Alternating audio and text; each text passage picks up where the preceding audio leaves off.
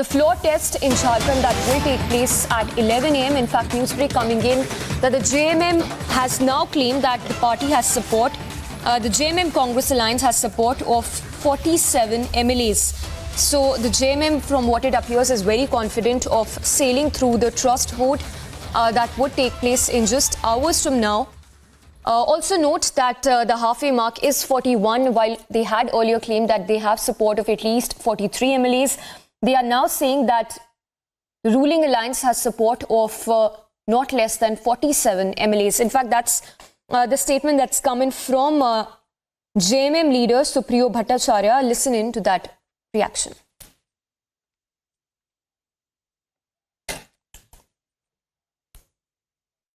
आज आप लोगों का इतना बड़ा एक दिन है, क्या कहना चाहेंगे? फ्लोर टेस्ट का दिन है दादा। फ्लोर टेस्ट एक मिनट पास कर जाएंगे। More than sufficient, not less than 47। दादा क्या जिस तरह से ये आप लोगों के एमएलए को जिस तरह से रिजॉर्ट में लेके गया था, इसमें जो है सब लोग बोल रहे थे, बीजेपी भी बोल रही थी दादा, एक मिनट, हाँ बीजेपी भी बोल रही थी, आखिर क्यों इस तरह का काम करना पड़ा, क्या कहना चाहेंगे? कोई काम नहीं करना पड़ा, सब यहाँ पर है। आज फ्लोर टेस्ट होगा, नॉट लेस देन 47। दादा आज आप लोगों का इतना बड़ा एक दिन है, क्या कहना चाहेंगे? फ्लोर टेस्ट का दिन है दादा। फ्लोर टेस्ट एक मिनट पास कर जाएंगे। More than sufficient, not less than 47। दादा क्या जिस तरह से ये आप लोगों के एमएलए को जिस तरह से रिजॉर्ट में लेके गया था, इसमें जो है सब लोग बोल रहे थे, बीजेपी भी बोल रही थी दादा, एक मिनट, हाँ बीजेपी भी बोल रही थी, आखिर क्यों इस तरह का काम करना पड़ा, क्या कहना चाहेंगे? कोई काम नहीं करना पड़ा, सब यहाँ पर है। आज फ्लोर टेस्ट होगा, not less than 47।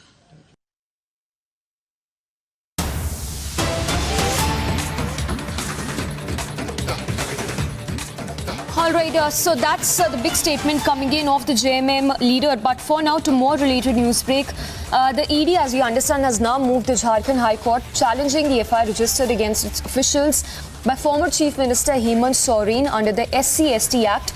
The petition was filed on 3rd of February. So, ED moving the Jharkhand High Court, challenging the FIR registered against its officials by Hemant Soren. Let's go across to Lomas joining us with more details. Lomas, if you can give us more details on this FIR that has been registered against ED officials. The complaint, as we understand, was filed by none other than the former Chief Minister. बिल्कुल, मैं आपको बता दूं कि हेमंत सोरेन के द्वारा ST/SC थाने में एक मामला दर्ज करवाया गया था, जब ये कहा जा रहा था कि हेमंत सोरेन दिल्ली पहुंचे थे और उनके निकलने के बाद जब ईडी की टीम दिल्ली आवास पे उनके पहुंची बिना नोटिस दिए हुए और तहकीकात करती है, और तहकीकात करने के बाद कई लोगों से पूछताछ करती है, उसी को लेकर के ये ST/SC थाने में हेमंत सोरेन के द्वारा एक FIR दर्ज करवाया जाता है कि बिना नोटिस दिए हुए, बिना किसी को जानकारी दिए हुए ईडी की टीम कैसे उनके आवास पर, दिल्ली आवास पर पहुंच जाती है। ये उनके अधिकारियों का हनन है, उसको लेकर के इन्होंने मामला दर्ज करवाया था, और जिसको लेकर के अब ईडी की टीम ने कोर्ट का दरवाजा खटखटाया है, हाई कोर्ट में याचिका दायर की है, और ये याचिका 3 फरवरी को दायर की गई थी। अब देखने वाली बात है कि ईडी को क्या राहत मिलती है हाई कोर्ट से, या फिर ये मामला लंबा चलता है। Lomas, stay with us. In fact, more news break that we are getting is on the number game here. The JMM maintains that they have support of 47 MLAs. Anything known about whether they really have those many numbers, rather support of so many MLAs to prove their majority? बिल्कुल, मैं आपको बता दूं कि आज JMM और जो नई सरकार है उसके लिए बड़ा दिन है। आज विश्वास मत पेश करना है पूरी तरीके से चंपई सोरेन को, अगर सीएम पद पर रहना है तो उसको लेकर के आज बड़ा दिन है। और विधानसभा में अब से कुछ ही देर के बाद लगभग 11 बजे पूरी तरीके से विश्वास मत के लिए कार्रवाई शुरू हो जाएगी, और देखने वाली चीज होगी, क्योंकि लगातार ही चंपई सोरेन कहते हुए नजर आ रहे हैं कि उनके पास पूरे तरीके से बहुमत है। और आपको बता दें कि अगर हम नंबरों की बात करें तो जेएमएम 29 है और जो कांग्रेस है वो 17 है, जो गठबंधन के साथ है जेएमएम के साथ, और आरजेडी 1 पे है।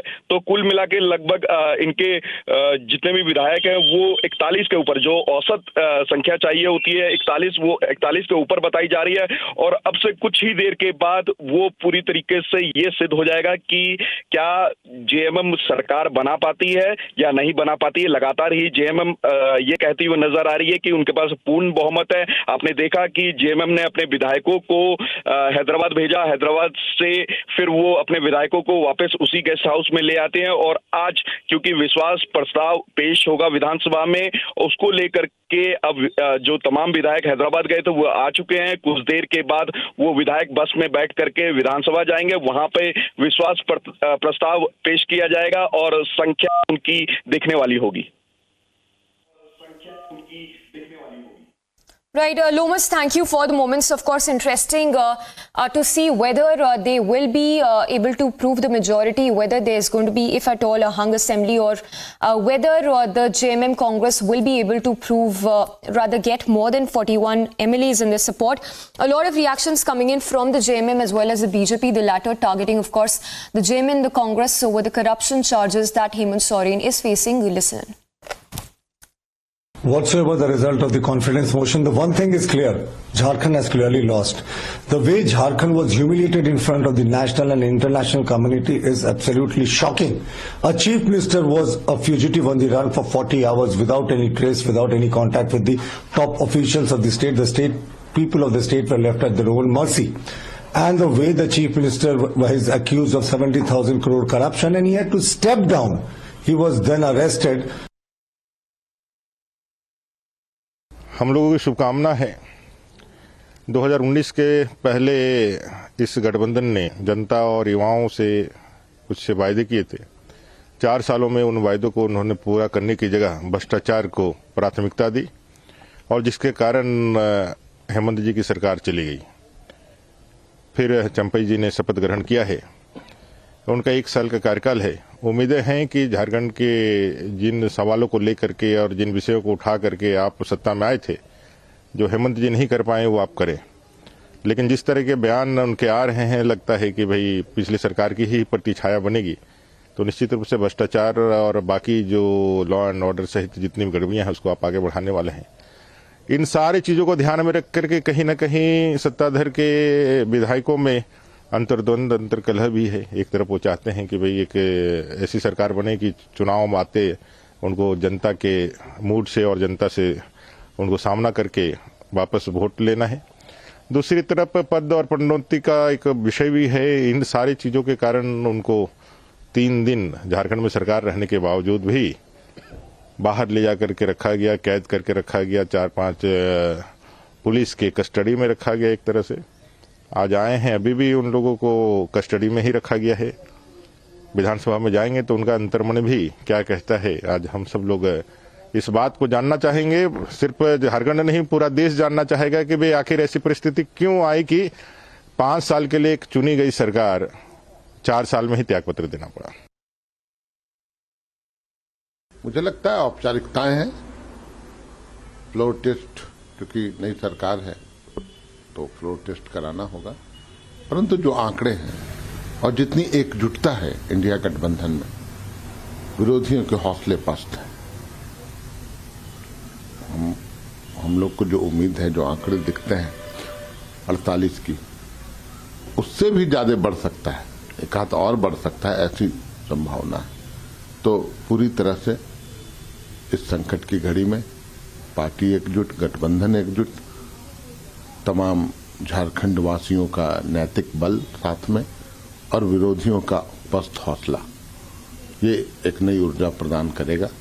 और आज कहीं कोई परेशानी नहीं है, इतना मैं बता दूं आपको। जो वोट ऑफ कॉन्फिडेंस है उसमें कहीं कोई दिक्कत नहीं। मुख्यमंत्री भी शामिल, पूर्व मुख्यमंत्री हेमंत सोरेन भी शामिल, बिल्कुल वो शामिल हो रहे हैं अदालत के आदेश से। वो हमारे बीच रहेंगे, विधायकों के बीच रहेंगे, वोटिंग करेंगे। एक सुखद पल होगा हम लोगों के लिए, उनका एक झलक मिलेगी और उनके मात्र उपस्थित रहने से ही एक ताकत का संचार, ऊर्जा का संचार होता है। तो उनके आने से एक खुशी का माहौल है। वो आएंगे, हम लोगों के बीच रहेंगे।